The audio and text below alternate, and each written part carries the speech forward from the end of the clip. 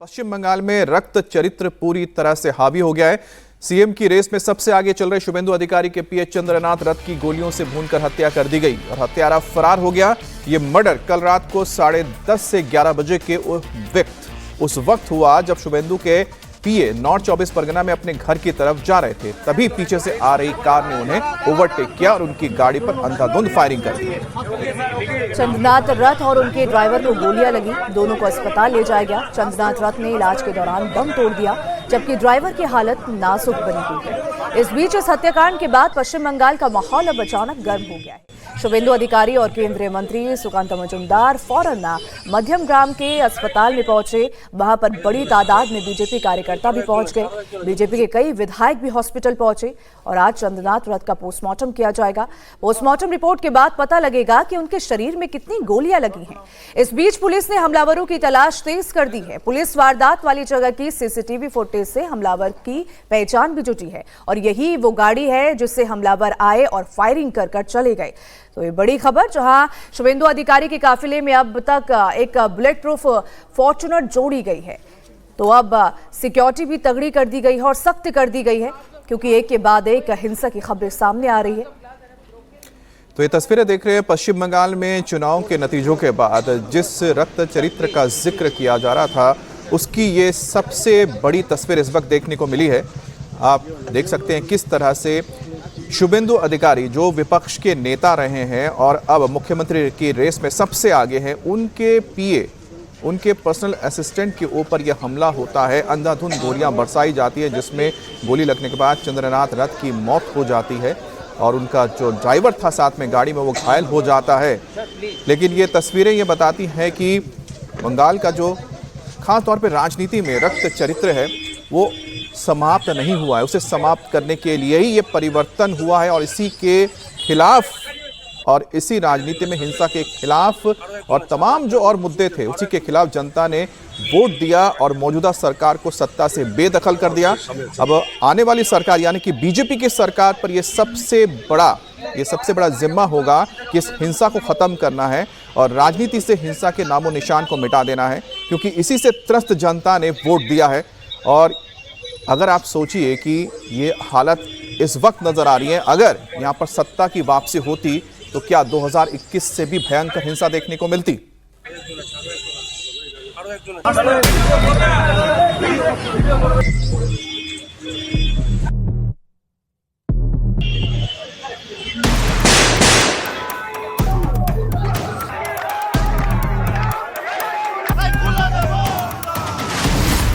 बंगाल में खूनी खेल, शुभेंदु के पीए का सरेआम मर्डर।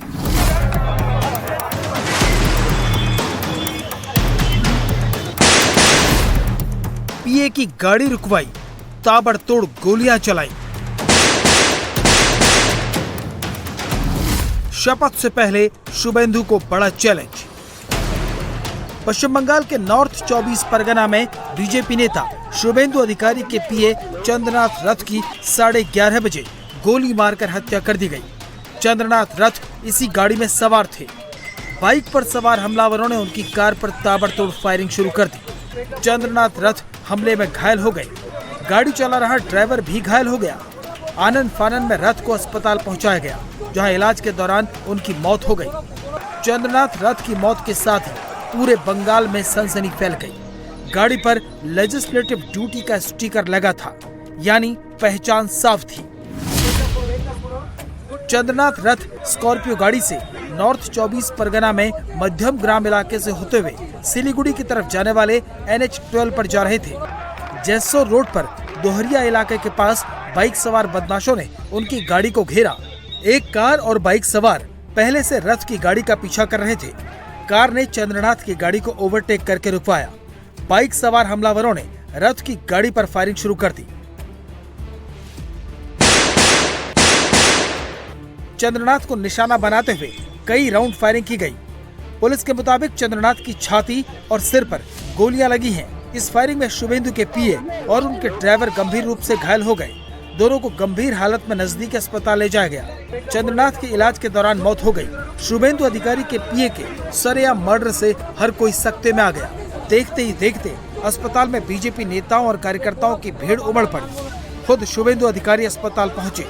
केंद्रीय मंत्री सुकांतो मजूमदार भी अस्पताल पहुंचे। 20 से ज्यादा विधायक भी अस्पताल पहुंच गए। शुभेंदु ने इसे प्री प्लान मर्डर करार दिया और दावा किया कि अपराधियों को छोड़ा नहीं जाएगा। हम लोग इंतजार करेगा। पुलिस ने कुछ ना कुछ क्लूज को मिला है, पुलिस ही कार्रवाई करेगा। डीजीपी देख रहा है 15 साल का महाजंगल राज का एक कुफल का नतीजा है। बीजेपी सरकार जब टेकअप कर लेगा तब धीरे धीरे गुंडा को सफाई करने का काम शुरू हो जाएगा। थोड़ा पश्चिम बंगाल में शपथ से पहले मर्डर ने जितनी सनसनी फैलाई है उससे ज्यादा चौंका दिया है। पुलिस के बड़े बड़े अफसर अस्पताल पहुंचे, मौका वारदात पर गए, खुद डीजीपी अस्पताल पहुंचे। पुलिस के मुताबिक हत्या में इस्तेमाल की गई गाड़ी को सीज कर लिया गया है। गाड़ी में फर्जी नंबर प्लेट लगी हुई थी। कार पर चलाई गई गोलियों के खोखे भी बरामद कर लिए गए हैं। सीसीटीवी के आधार पर हत्यारों की पहचान की जा रही है। हम लोगों ने केस का इन्वेस्टिगेशन स्टार्ट किया हुआ है। जो व्हीकल, जो 4 व्हीलर उस क्राइम में इस्तेमाल हुआ था, उसको हम लोगों ने सीज किया हुआ है। लेकिन जो पता चल रहा है इन्वेस्टिगेशन में, गाड़ी का नंबर टेम्पर्ड किया हुआ है और हम लोगों ने वहाँ पर फायर्ड कार्ट्रिजेज और लाइव राउंड जो इस्तेमाल करे गए थे उनको वहाँ से सीज किया है। बाकी हम लोग कौन लोग थे, कैसे लोग थे, बहुत सारे सीसीटीवी फुटेजेस लोकल इंक्वायरी करके, लोकल विटनेसेस को देख करके हम लोग इन्वेस्टिगेशन को आगे बढ़ा रहे हैं। बस क्या टारगेट किलिंग लग रही है भाई? अब जब कह रहे हैं ना इन्वेस्टिगेशन, इतना ही अभी नहीं बता सकते। पुलिस बहुत सतर्कता के साथ मामले को देख रही है, क्योंकि चुनावी नतीजों के बाद हो रही हत्याओं के लिए पहला सवाल पुलिस पर ही खड़ा हो रहा है। दूसरी तरफ बीजेपी के कार्यकर्ता आक्रोशित हैं। अस्पताल के बाहर आधी रात को बीजेपी के दर्जनों विधायक और कार्यकर्ता पहुंचे, जमकर नारेबाजी हुई। बीजेपी ने अपने कार्यकर्ताओं को भरोसा दिलाया है कि अपराधियों को पकड़ने में वक्त नहीं लगेगा। दुखद घटना है। Police is investigating the matter. आप धैर्य रखिए। कार्यकर्ता को हमने बोला कि धैर्य रखिए और पुलिस पूरा व्यवस्था लेगी। डीजी साहब आए थे खुद और डीजी पुलिस ने जो बताया, इन्वेस्टिगेशन बहुत दूर तक गया है, किसी को बख्शा नहीं जाएगा। लीगली जो प्रोसीड्योर है सबको कानून के दायरे में लाया जाएगा, एक भी नहीं बचेंगे। 5 गोलियां लगी ऐसी पता चला है, अभी पोस्टमार्टम होने दीजिए, उसके बाद पता चलेगा। बीजेपी के कई नेता और कार्यकर्ता इसका सीधा इल्जाम टीएमसी पर लगा रहे हैं। बीजेपी के कार्यकर्ता आग बबूला हैं, वो बदला लेने की मांग कर रहे हैं। जो भाषा कार्यकर्ताओं की है वही बीजेपी के नेताओं की भी है। ममता बनर्जी का जो भतीजा है वो स्पष्ट रूप से एक खूनी आदमी है और देखेंगे उसको एक आदमी थप्पड़ मारा था, वो पागल था और उसको 7 बरस बाद उसको पीस के मार दिया था। उसको हार बर्दाश्त नहीं हो रही, क्योंकि 2000 पुलिस, करोड़ों रुपया का लूट। अब उसने क्या किया कि एक मैसेज दिया, मैसेज बंगाल के लोगों को दिया। वो मैसेज में ये हमारे चंद्र कुमार रथ को हत्या करवाई। देखिए, तृणमूल ने जो किया है उसको अभी भी लग रहा है उसका सरकार है। तो तृणमूल ने जो किया है, जो कांड किया है, जे एक निरीह, एकदम इनोसेंट जिसको कातिल किया है, उसको कातिल किया है, लेकिन वो शहीद हुआ है, पार्टी के लिए शहीद हुआ है। तो तृणमूल को क्या लगता है, तृणमूल जो किया है इस कारण उसको भुगतना ही पड़ेगा। अब निश्चिंत रहिए, उसको भुगतना ही पड़ेगा, चाहे कोई भी हो, पाताल में रहे, उसको ढूंढ के लाएंगे। मर्डर की खबरों के बीच में ही टीएमसी ने हत्या की निंदा करते हुए पूरी वारदात की सीबीआई जांच की मांग कर दी। कुणाल घोष जी, ये जो हत्या हुई है इस पर सीबीआई जांच की मांग जरूर आप लोग कर रहे हैं, लेकिन जो बीजेपी के लीडर्स हैं वो तो टीएमसी पर ही आरोप लगा रहे हैं इसका।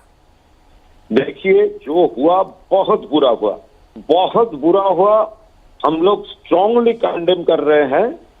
हम भाजपा लीडर्स को, उसको जो सेंटिमेंट मैं समझ रहा हूं, अभी वो तो पॉलिटिकल आरोप है, उसका जो सेंटिमेंट है तो उससे वो ये आरोप लगा रहे हैं, लेकिन बहुत बुरा हुआ। शुभेंदु अधिकारी वो नाम है जिन्हें पश्चिम बंगाल में नए सीएम के तौर पर देखा जा रहा है।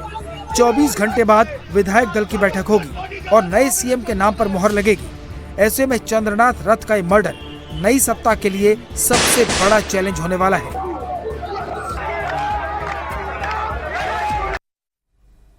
घटनास्थल से पुलिस को एक कार भी बरामद हुई है, जिसका इस्तेमाल आरोपियों ने चंद्रनाथ रथ की गाड़ी को रोकने के लिए किया था। कार में से पानी की 5 से 6 बोतल भी मिली है, जिससे डीएनए सैंपल मिलने की उम्मीद है। तो तस्वीर जो आप देख रहे हैं, ये वही गाड़ी है जिसका इस्तेमाल आरोपियों ने शुभेंदु अधिकारी के जो पीए थे चंद्रनाथ रथ, उनकी गाड़ी को रोकने के लिए किया। और जैसे ही उनकी गाड़ी रुकी, तभी बाइक से आए हमलावरों ने उन पर फायरिंग करनी शुरू कर दी।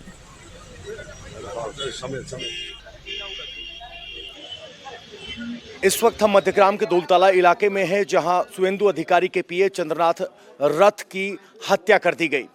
ये हत्या पूरी तरीके से प्री प्लान थी। मौके पर फिलहाल एफएसएल की टीम पहुंची हुई है।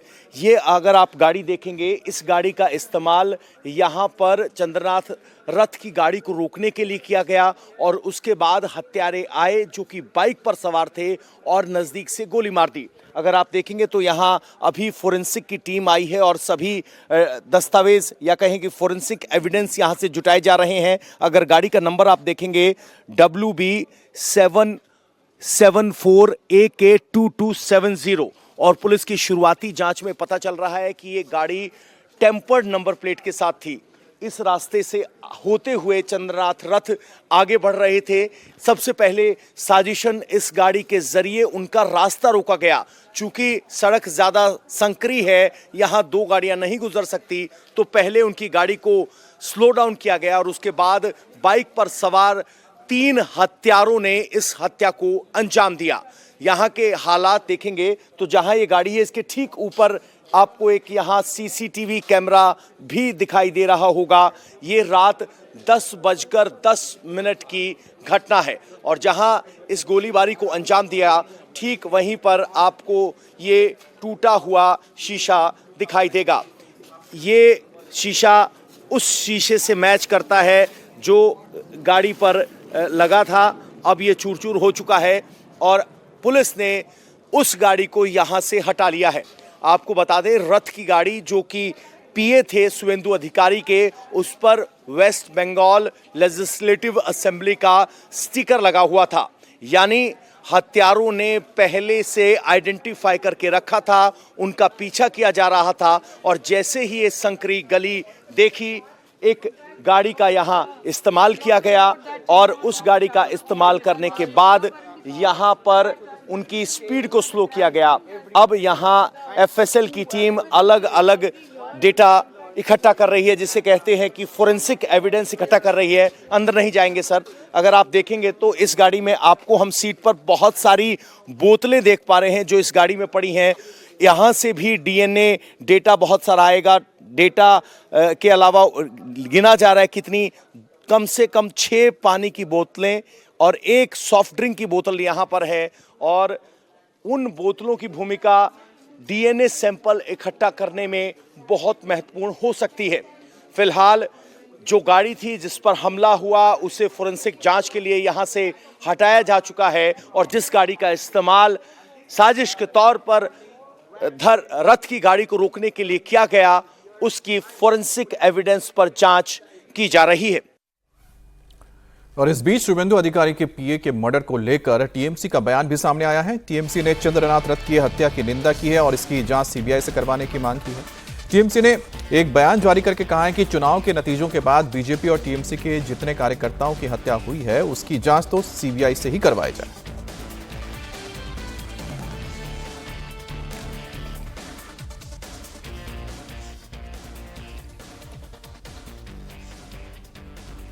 आपको बताते हैं कि शुभेंदु अधिकारी के पीए चंद्रनाथ रथ कौन थे। चंद्रनाथ रथ पिछले 5 साल से शुभेंदु अधिकारी के साथ काम कर रहे थे। चंद्रनाथ रथ पूर्वी मिदनापुर के नंदीग्राम के रहने वाले थे।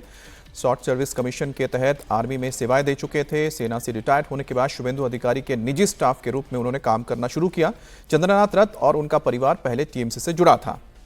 शुभेंदु अधिकारी के टीएमसी छोड़ने के बाद रथ का परिवार भी बीजेपी से जुड़ गया। चंद्रनाथ रथ चुनाव प्रचार अभियान से जुड़ी अहम जिम्मेदारी संभाल रहे थे।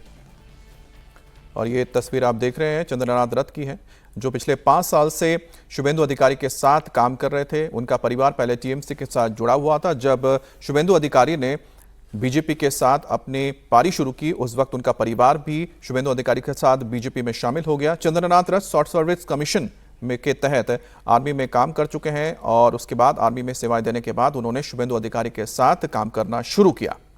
वहीं मध्यम ग्राम में अपने पीए चंद्र की हत्या पर शुभेंदु अधिकारी ने कहा कि ये एक सोची समझी हत्या है। डीजीपी ने भी बताया कि 2 से 3 दिनों तक रेकी की गई थी और हत्या की पूरी प्लानिंग बनाई गई थी। हालांकि पुलिस ने जांच शुरू कर दी है। उन्होंने कहा कि इस घटना की निंदा करने के लिए शब्द नहीं है, लेकिन आरोपियों को छोड़ा नहीं जाएगा।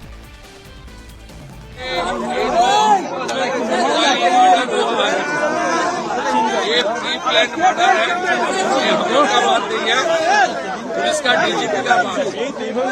2-3 दिन रेकी करके fully pre plan murder, police ने इन्वेस्टिगेशन चालू किया।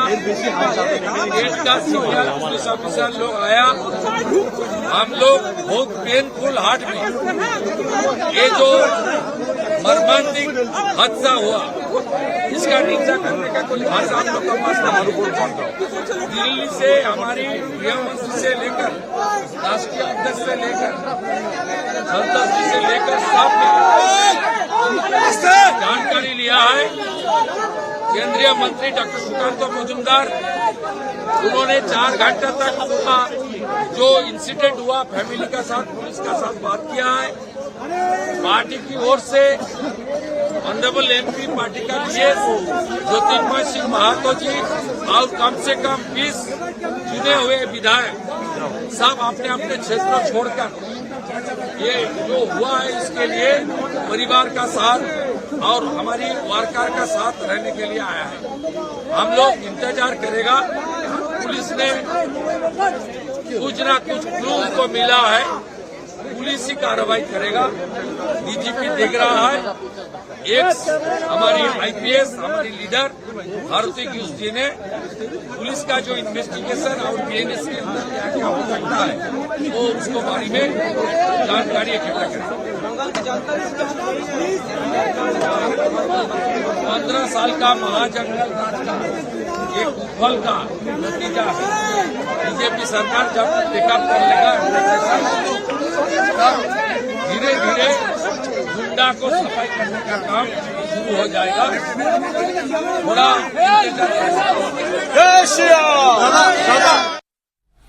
वहीं मामले पर केंद्रीय मंत्री सुकांत मजूमदार ने दुख व्यक्त किया है और साफ कहा है कि किसी को भी बख्शा नहीं जाएगा। कानूनी प्रक्रिया के जरिए सभी को सजा दिलाई जाएगी। उन्होंने भरोसा दिया है कि हमारी सरकार सत्ता संभालते ही सब कुछ ठीक किया जाएगा।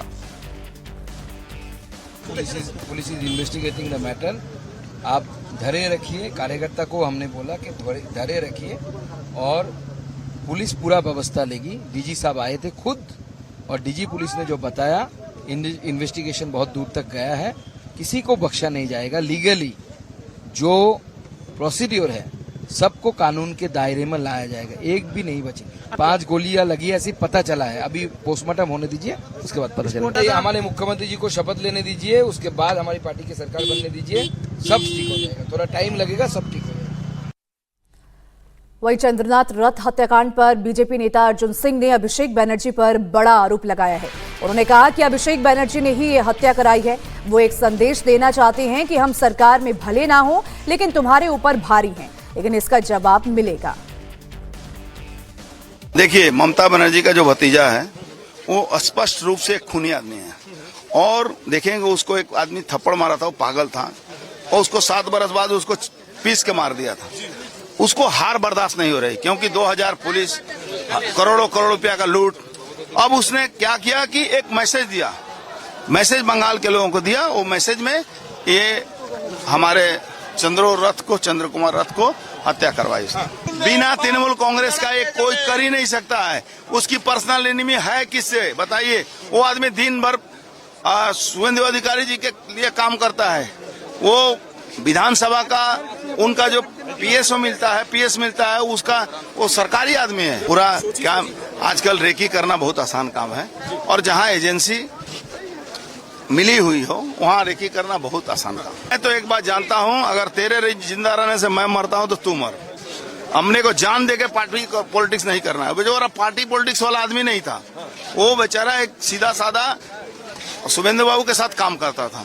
अब ये मैसेज दिया गया कि ब्रेन को मारो, जो लोग साथ में रह के काम करते हैं, मैनेज करते हैं, उसको मारो। और आज की बड़ी खबर पश्चिम बंगाल के बशिरहाट से है, जहां पर बीजेपी कार्यकर्ता को गोली मारी गई है। जानकारी के मुताबिक बशिरहाट के गोटरा इलाके में बीजेपी कार्यकर्ता रोहित राय पार्टी का झंडा लगा रहे थे, जिसे लेकर कुछ लोगों ने उनके पेट में गोली मार दी। हालांकि मौके पर मौजूद लोगों ने गंभीर हालत में रोहित को अस्पताल तक पहुंचाया, जहां उनका इलाज किया जा रहा है। तो यही वो बीजेपी के कार्यकर्ता हैं जो झंडा लगा रहे थे और इस दौरान उन्हें गोली मार दी गई थी। घटना के बाद मौके पर पहुंची पुलिस मामले की जांच में जुट गई है। पुलिस हमलावरों की पहचान के लिए आसपास के लोगों से पूछताछ भी कर रही है और साथ ही सीसीटीवी के जरिए भी हमलावरों की पहचान अब की जा रही है।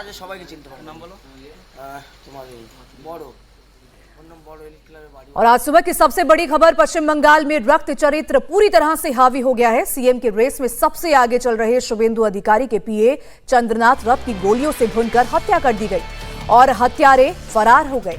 ये मर्डर कल रात 10:30 से 11 बजे के बीच उस वक्त हुआ जब शुभेंदु के पीए नॉर्थ 24 परगना में अपने घर की तरफ जा रही थी। तभी पीछे से आ रही कार ने उन्हें ओवरटेक किया और उनकी गाड़ी पर अंधाधुंध फायरिंग कर दी।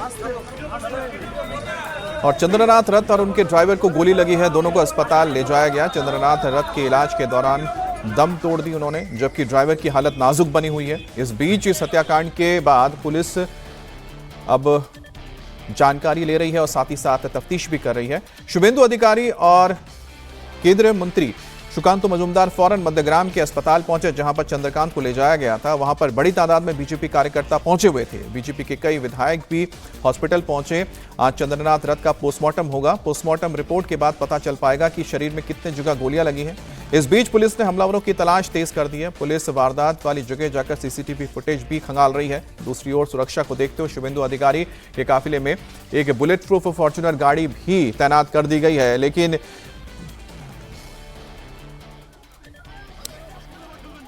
और सीधे चलते मध्यमग्राम, जहां पर हमारे संवाददाता ओंकार हमारे साथ जुड़ गए हैं। ओंकार, फिलहाल अभी तक सुबह तक क्या जानकारी मिल पाई है जहां पर आप मौजूद हैं? क्या इसी जगह पर यह हत्याकांड हुआ और साथ ही साथ क्या सीसीटीवी मिले हैं जहां पर कहीं पर भी ये जो हमलावर है दिखाई दे रहे हों?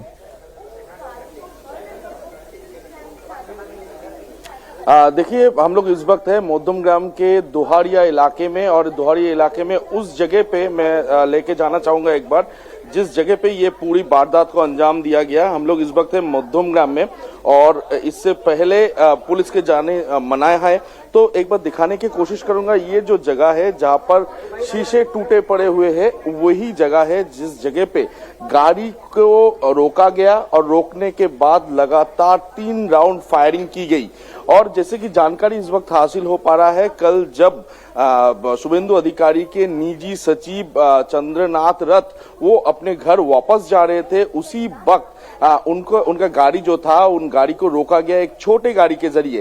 पहले तो गाड़ी को रोका गया, उसके बाद बाइक पर सवार टोटल 3 लोग आए और आने के बाद लगातार 3 राउंड फायरिंग की गई। और फायरिंग करने के बाद इस घटना स्थल पर ही चंद्रनाथ रथ जो कि शुभेंदु अधिकारी के निजी सचिव है, उनका मौत हो गया। और उसके बाद जो ड्राइवर थे यानी कि बुद्धदेव बेरा, उनको अस्पताल में ले जाया गया। उनका ट्रीटमेंट फिलहाल अपोलो जनरल हॉस्पिटल पे चल रहा है। इसके अलावा और एक क्लोज एसोसिएट उनके जिनके नाम है मिंटू, वो भी गाड़ी पे सवार थे, वो भी घायल हो गए। तो फिलहाल जैसे कि देखा जा रहा है, इस इलाके का जितने भी सीसीटीवी कैमरा है उनको खंगाले जा रहे हैं पुलिस की तरफ से। और इसके पीछे और कौन कौन है इस बारे में जांच पड़ताल किया जा रहा है। यहाँ पर एक एक करके दिखाने की कोशिश करेंगे हम लोग कि यहाँ पर काफी ये जो वारदात का इलाका है, इसके अलावा आसपास कई सारे सीसीटीवी कैमरा है।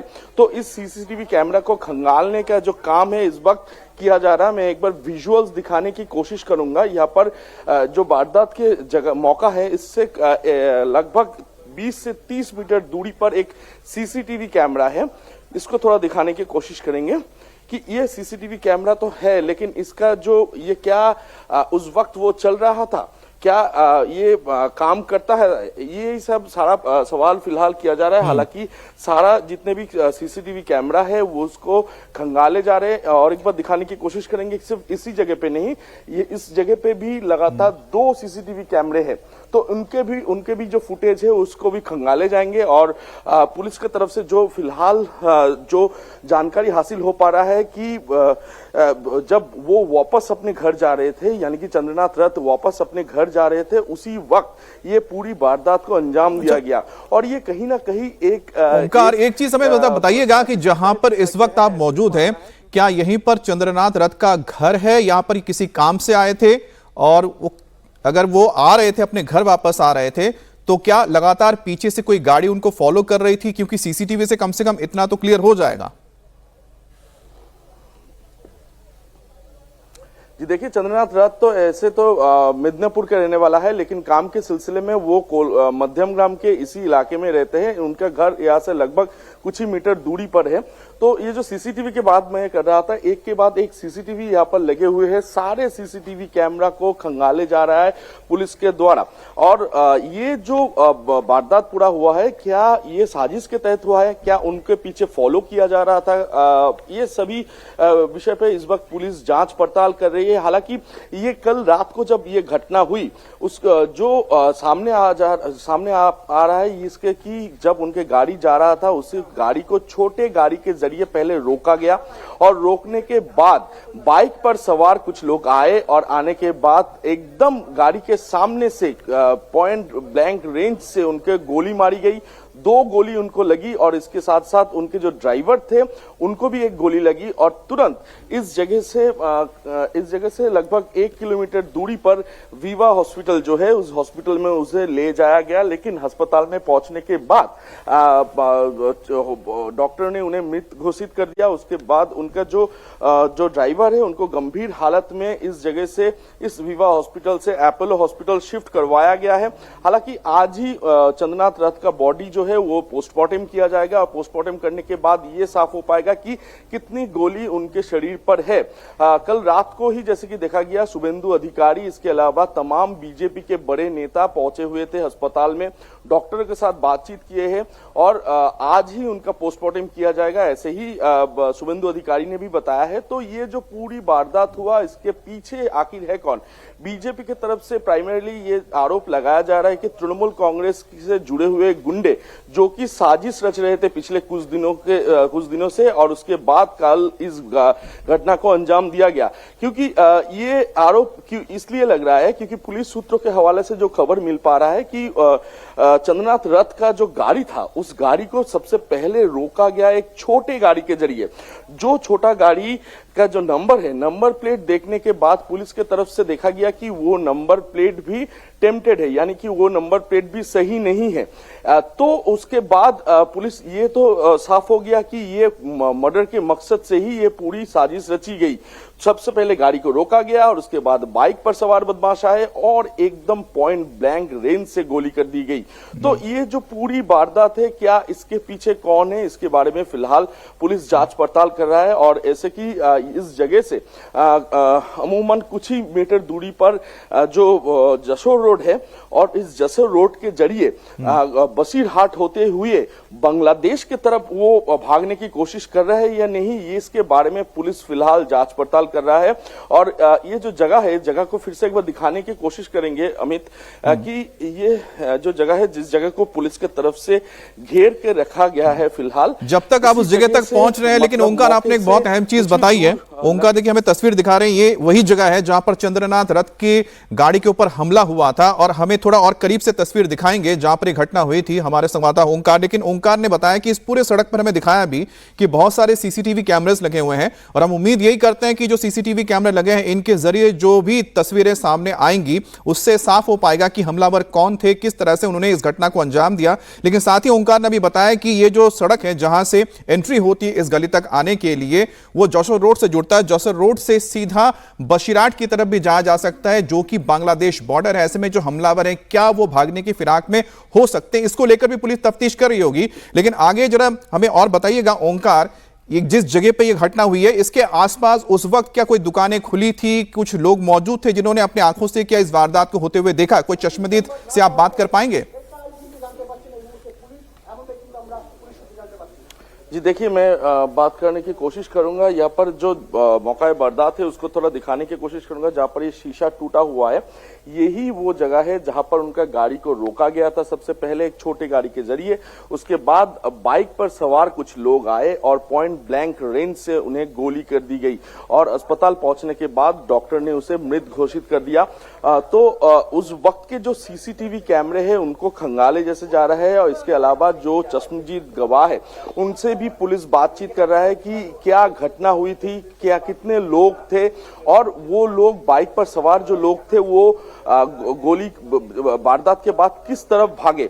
इस बारे में पूरी जांच पड़ताल फिलहाल पुलिस की तरफ से किया जा रहा है। एक बार फिर से दिखाने की कोशिश करूंगा। ये जो जगह है ये दोहारिया बोल के एक जगह है, यह मध्यम ग्राम में आता है और मध्यम ग्राम में इसी जगह पे, इस जगह से उनका घर अमूमन कुछ ही मीटर दूरी पर है। तो इसी जगह पे उनके गाड़ी को सबसे पहले रोका गया एक छोटी गाड़ी के जरिए। उसके बाद बाइक पर सवार कुछ लोग आए और लगातार 3 राउंड फायरिंग की गई और जिसमें से 2 गोली चंद्रनाथ रथ जो कि निजी सचिव है शुभेंदु अधिकारी के, उनके शरीर पर लगा और यहां से अमूमन 1 किलोमीटर दूरी पर अस्पताल पे ले जाने के बाद उन्हें मृत घोषित कर दिया गया। तो ये चुनाव के बाद के हिंसा का ये जो वारदात हुआ है ये काफी एक चिंता का विषय है क्योंकि लॉ एंड ऑर्डर सिचुएशन को लेकर सवाल पैदा हो रहा है क्योंकि 2021 साल में चुनाव के बाद लगातार ऐसे हमले हुए थे, ऐसे बीजेपी कार्यकर्ता को एक के बाद एक मौत के घाट उतार दिए गए थे। तो उसके बाद 500 कंपनियां यहाँ पर तैनात किया गया है पश्चिम बंगाल में, लेकिन जमीनी स्तर पर उन्हें देखा नहीं जा रहा है। ऐसे ही बीजेपी और तृणमूल कांग्रेस दोनों की तरफ से आरोप लगाया जा रहा है।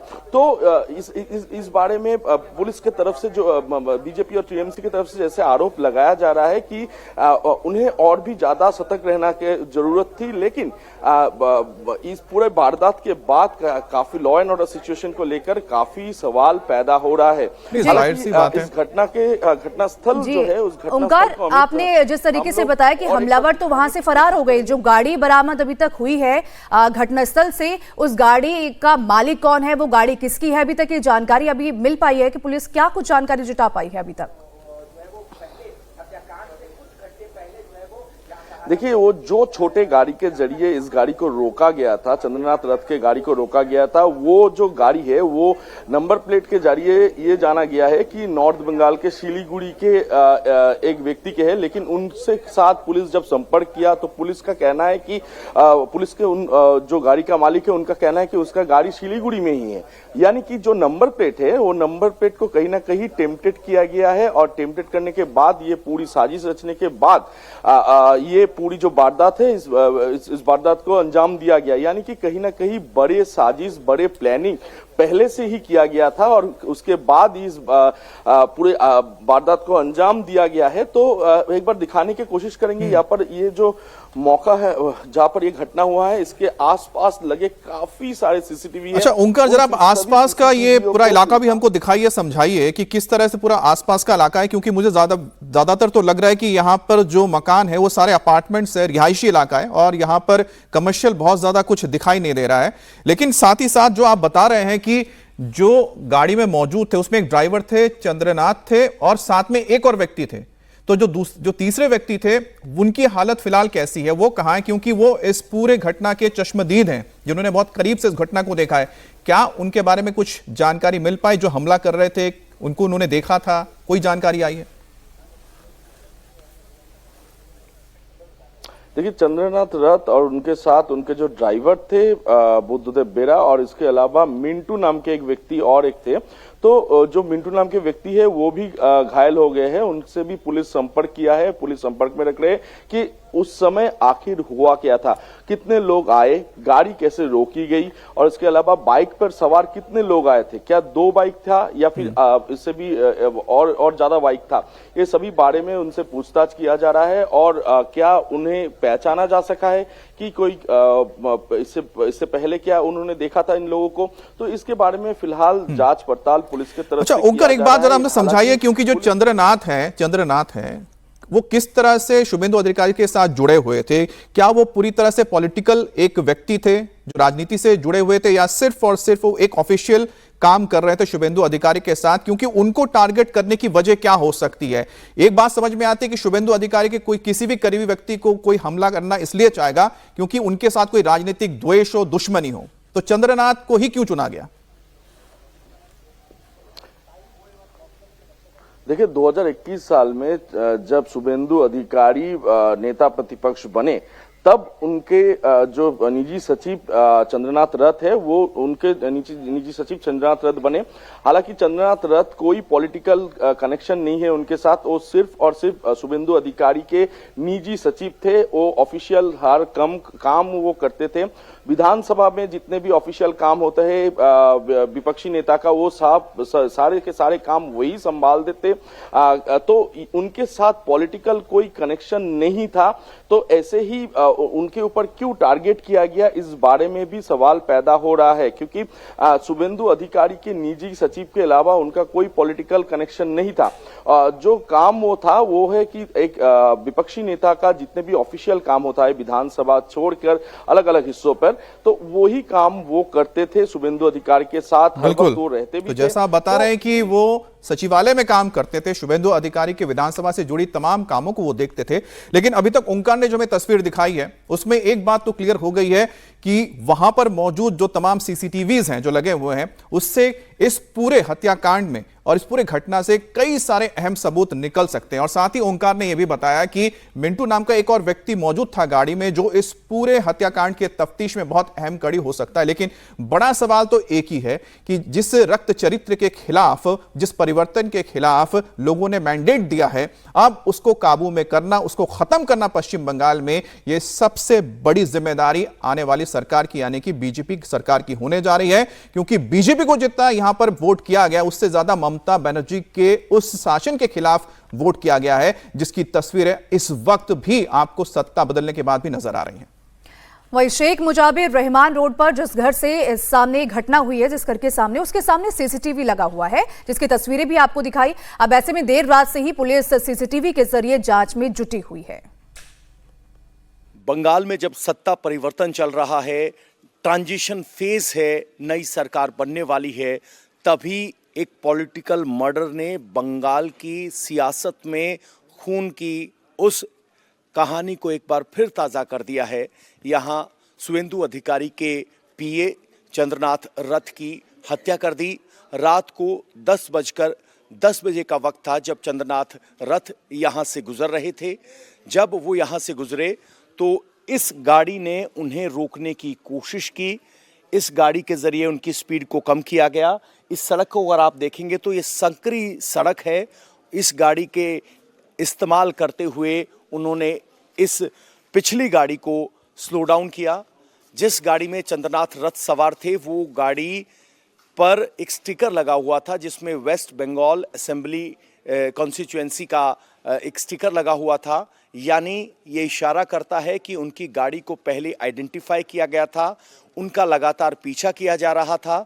इस गाड़ी का इस्तेमाल करते हुए पहले रोका गया और उसके बाद बाइक पर सवार 3 लोगों ने यहाँ कई राउंड फायरिंग की, जिसमें चंद्रनाथ रथ की मौत हो गई, जबकि उनके ड्राइवर अभी जिंदगी और मौत से लड़ रहे हैं। फिलहाल फॉरेंसिक की टीम यहाँ पहुंची है। मौके से सैंपल उठाए जा रहे हैं, फिंगरप्रिंट उठाए जा रहे हैं और इस गाड़ी के अंदर 6 से 7 पानी की बोतलें और एक कोल्ड ड्रिंक की बोतल यहाँ पे हमें दिखाई दे रही है। ये बहुत महत्वपूर्ण एविडेंस हो सकता है क्योंकि डीएनए आइडेंटिफिकेशन में इन बोतलों की एक अहम भूमिका हो सकती है। ये गाड़ी जिस पर एक नंबर प्लेट लगी है, शुरुआती जांच में पता चला है कि वो नंबर प्लेट मैनिपुलेटेड है। ये गाड़ी पीछे धक्का दिया गया ताकि रास्ता मिल सके और चंद्रनाथ रथ की गाड़ी यहाँ खड़ी थी और ये उसी का एक शीशा है। गाड़ी को फोरेंसिक एविडेंस के लिए हटा लिया गया है। अगर आप इस शीशे पर नजर डालेंगे तो ठीक ये उसी तरह की ब्लैक फिल्म वाली गाड़ी है जो चंद्रनाथ रथ की गाड़ी थी। और फिलहाल यहाँ इस मौके पर एविडेंस के अलावा एक सबसे महत्वपूर्ण इंफॉर्मेशन ये है कि हो सकता है कि ये घटना इस कैमरे में रिकॉर्ड हुई हो जो कि यहाँ पर लगा हुआ है। हालांकि इसका पॉइंट यहाँ गेट पर ज़्यादा फोकस्ड है, लेकिन लाइन ऑफ साइट के हिसाब से सामने वहाँ गाड़ी अगर है तो वो इस कैमरे के दायरे में है और इस सीसीटीवी फुटेज की बहुत अहम भूमिका होगी। ये गली आगे जाकर मेन रोड पर मिलती है जो आगे एक तरफ दमदम की तरफ जाता है, दूसरी तरफ बारासात की तरफ जाता है। तो यहाँ से जो हमलावर निकले हैं उनका सीसीटीवी फुटेज से बचकर निकलना मुश्किल है और पुलिस अब हमलावरों को आइडेंटिफाई करने की कोशिश कर रही है। शुभेंदु अधिकारी जब अस्पताल पहुंचे हैं तो उनकी तरफ से भी कहा गया है कि ये प्री मेडिटेटेड प्लान्ड अटैक था और इसके पीछे के अपराधियों को पुलिस जांच करके पकड़ेगी। शुभेंदु अधिकारी ने कहा कि ये टीएमसी के 15 साल के जंगल राज का गवाह है। अब बीजेपी सत्ता में आई है तो इस जंगल राज को जड़ से उखाड़ फेंकेगी। और भारतीय सेना ने ऑपरेशन सिंदूर के 1 साल पूरे होने के मौके पर एक आधिकारिक वीडियो जारी किया है। चीफ ऑफ डिफेंस स्टाफ के नेतृत्व में सेना ने रात ठीक 1:05 पर ऑपरेशन सिंदूर की घटनाओं से जुड़ा एक वीडियो जारी किया। इंटीग्रेटेड डिफेंस स्टाफ ने सोशल मीडिया पर वीडियो को जारी करते हुए लिखा है, ऑपरेशन सिंदूर में न्याय मिला, सटीक कार्रवाई, अमर स्मृति, ऑपरेशन सिंदूर जारी, भारत कुछ नहीं भूलता, भारत कुछ माफ नहीं करता।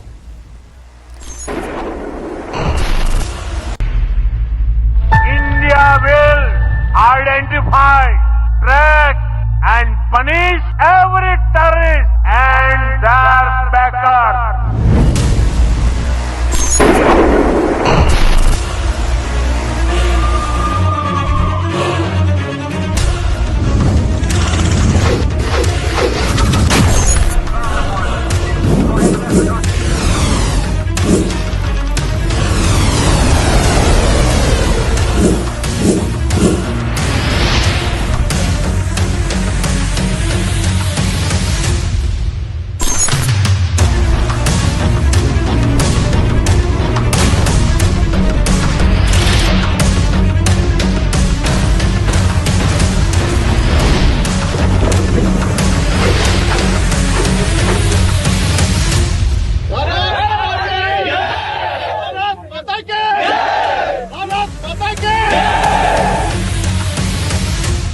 टेरर और टॉक एक साथ नहीं हो सकते। टेरर और ट्रेड एक साथ नहीं चल सकते और पानी और खून भी एक साथ नहीं बह सकता।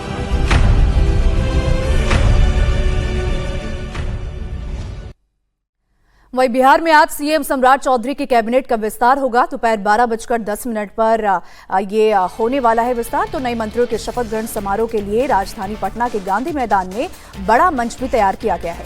मंत्रिमंडल विस्तार के शपथ ग्रहण समारोह में शामिल होने के लिए गृह मंत्री अमित शाह पटना पहुंच चुके हैं। तो पीएम मोदी आज पटना पहुंचने वाले हैं। सम्राट कैबिनेट के मंत्रिमंडल विस्तार में आज 27 मंत्री शपथ ले सकते हैं, जिनमें बीजेपी कोटे के 12, जेडीयू के 11, एलजेपीआर के 2, हम और आरएलएम से एक मंत्री शामिल हो सकते हैं। तो वहीं 6 मंत्रियों के जगह अब भी खाली रखा जाएगा। तो वहीं नीतीश कुमार के इस्तीफे के बाद 15 अप्रैल को जब सम्राट चौधरी ने सीएम पद की शपथ ली थी, तब कार्यक्रम सीमित दायरे में आयोजित किया गया था और उस समय जेडीयू के 2 डिप्टी सीएम के साथ सम्राट चौधरी ने शपथ ली थी।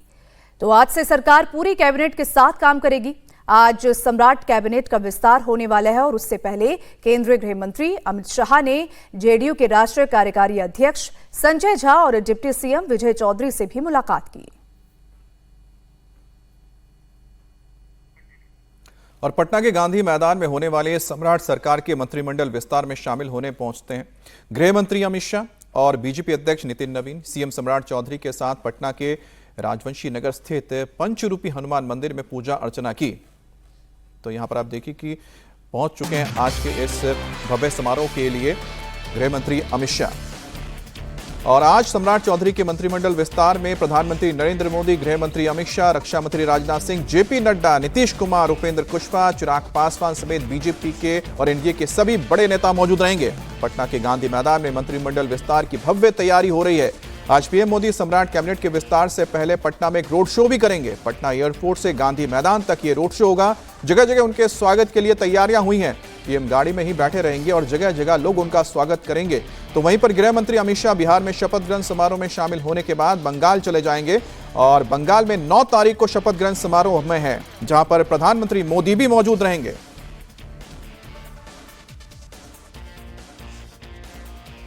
प्रधानमंत्री जी सड़क मार्ग से ही एयरपोर्ट से गांधी मैदान जाएंगे, तो रास्ता में पटना के लोग, भारतीय जनता पार्टी के कार्यकर्ता स्वतः प्रधानमंत्री जी के स्वागत में जगह जगह स्वागत करेंगे प्रधानमंत्री जी का, क्योंकि प्रधानमंत्री जी विश्व के सबसे लोकप्रिय नेता हैं। और बंगाल के प्रचंड जीत के बाद पहली बार बिहार के आगमन, तुरंत बिहार की धरती पर आगमन हो रहा है और गंगोत्री से गंगा सागर तक के विजय के वहाँ का आदरणीय प्रधानमंत्री जी वो आ रहे हैं। तो रास्ते में भी सड़क मार्ग से आएंगे, तो रास्ते में भी पटना के लोग, कार्यकर्ता उत्साहित रहते हैं प्रधानमंत्री जी को देख के, तो उनका पुष्प वर्षा वगैरह सब रास्ते में अभिवादन वगैरह करेंगे। पटना के गांधी मैदान में होने वाले मंत्रिमंडल विस्तार में आज कुल 27 नए मंत्री शपथ लेंगे। इनमें बीजेपी के 12, जेडीयू के 11, चिराग पासवान की पार्टी एलजेपीआर के 2 और जीतन राम मांझी और उपेंद्र कुशवाहा की पार्टी का एक मंत्री शामिल होगा। तो वहीं 6 मंत्री पद अब भी खाली रह जाएंगे। आज बीजेपी कोटे से जिन विधायकों को मंत्री पद की शपथ दिलाई जाएगी, उनमें से ज्यादातर नीतीश सरकार में मंत्री रह चुके हैं। लेकिन इस बार कुछ पुराने मंत्रियों को ड्रॉप करके नए चेहरों को भी मौका मिलने जा सकता है। नए चेहरों में संजीव चौरसिया, सुनील पिंटू, नीतीश मिश्रा को मौका मिल सकता है। नीतीश सरकार में जेडीयू से कुल 8 मंत्री थे और इनमें से विजय चौधरी, विजेंद्र यादव डिप्टी सीएम की शपथ ले चुके हैं। सूत्रों के मुताबिक पिछली सरकार के जेडीयू कोटे के 6 मंत्रियों को आज सम्राट कैबिनेट में जगह दी जाएगी और इसके अलावा जेडीयू कोटे से 5 नए मंत्री भी बनाए जाएंगे। और बिहार में आज सम्राट चौधरी के मंत्रिमंडल का विस्तार होने जा रहा है। आज नीतीश कुमार के बेटे निशांत कुमार सम्राट कैबिनेट में मंत्री के तौर पर शपथ लेंगे और बताया जा रहा है कि निशांत के नाम पर पूर्व सीएम नीतीश कुमार ने मोहर लगाई है, जिसके बाद पार्टी के नेताओं ने निशांत कुमार को मंत्रिमंडल में शामिल होने के लिए मना लिया है और आज वो सम्राट चौधरी के कैबिनेट में जेडीयू कोटे के मंत्री के पद में शपथ लेने जा रहे हैं।